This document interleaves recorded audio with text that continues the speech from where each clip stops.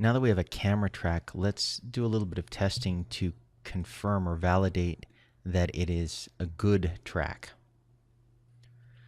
One of the easiest ways to do this is to take a little bit of geometry and drop it into the scene.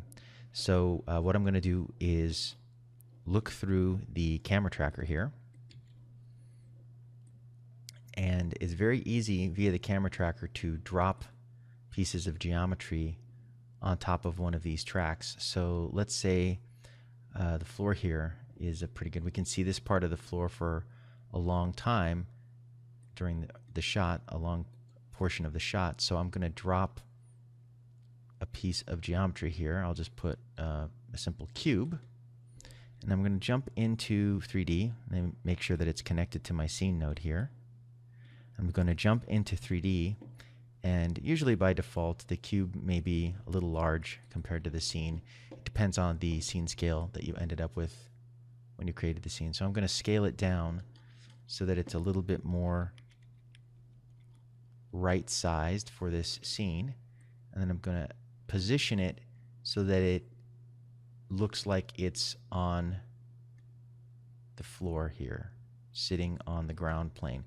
And the reason for this is, as you remember, we've already set the world space so that 0, or the origin, the ground plane of the world space, is the ground plane of our scene, at least of this floor of the room.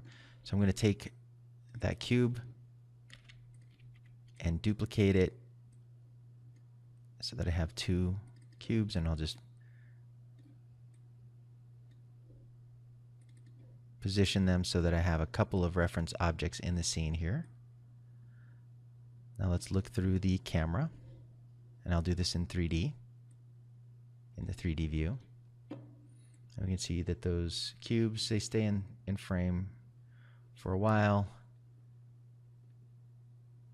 Let me nudge this one over here a little bit more. And I'm going to map some kind of basic texture on them. So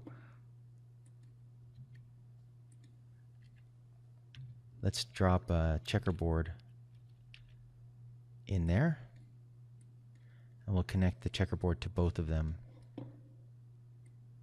and we'll actually increase the size of the checks on the checkerboard.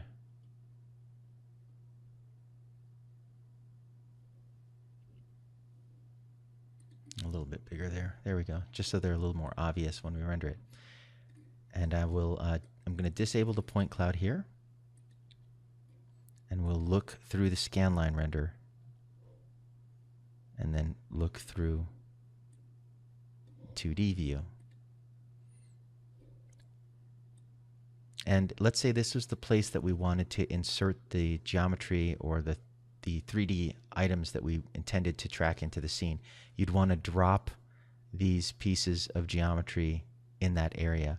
Another thing you can do is you can put down little cones or shapes like that. And I've prepared some cones. I'm going to drop down a few more cones or pins at a few key points in the scene. So I'm going to pause now to do that. But it's the same process as dropping down the boxes.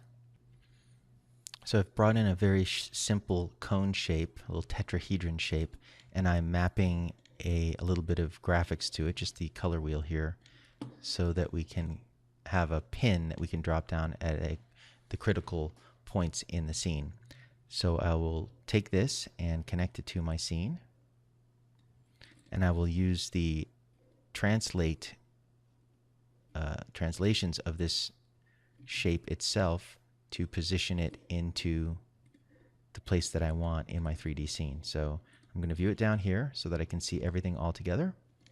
And as you can see, there are my 2 cones that I've already dropped into the scene.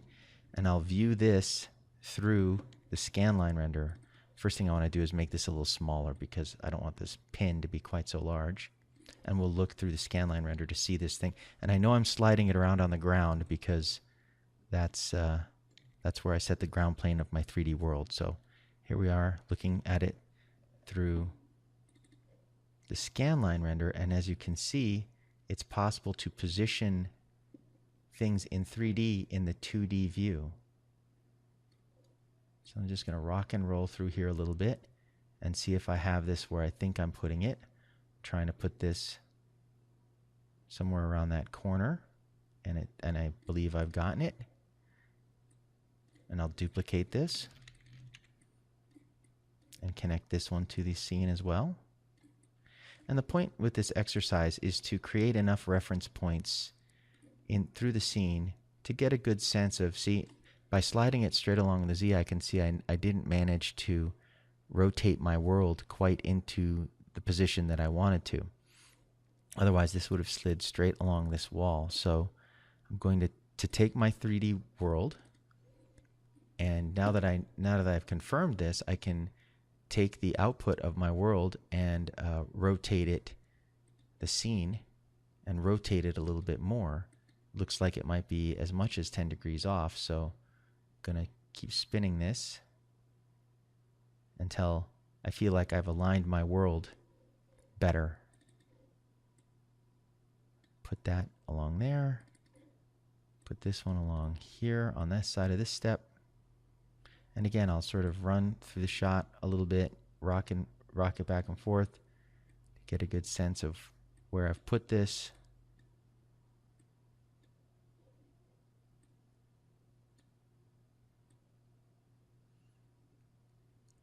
And if I like, I could maybe put one more in some other known place or sort of landmark. So I'm going to put one more pin in the scene on a landmark.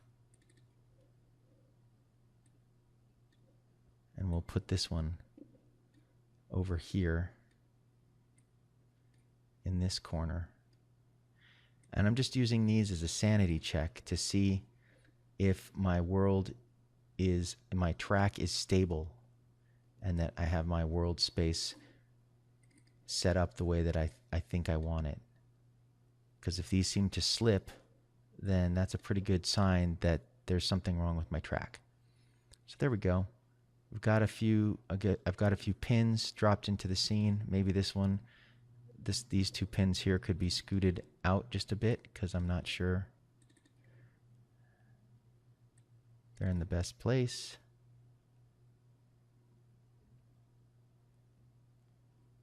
Should seem to stay in the same place. So I want to use a landmark that I'll be able to tell if it's slipping through the duration of the shot. Okay, so I'm pretty content that these pins are in pretty good little reference spots. So what I'm going to do is I'm going to make a RAM player, just a flip book here in the viewport.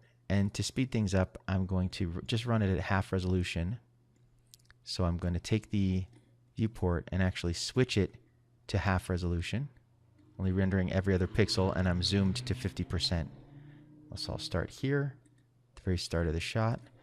Make sure I don't have anything selected because I don't want to see any of the overlays.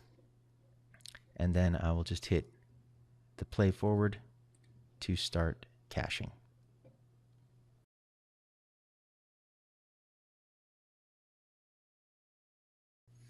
There we go. And I can already see that the track is slipping a little bit and bouncing around. But and we already knew that there was almost a 2 pixel error in some of this track. But overall, this isn't so bad considering the amount of effort that it took us to do. And I think for our purposes of what we want to do, this camera is tracked and match moved well enough. By the time we turned on motion blur and anti-aliasing, we probably would see that a lot of this inaccuracy that we're seeing will kind of be hidden by the motion blur and the anti-aliasing of the shot.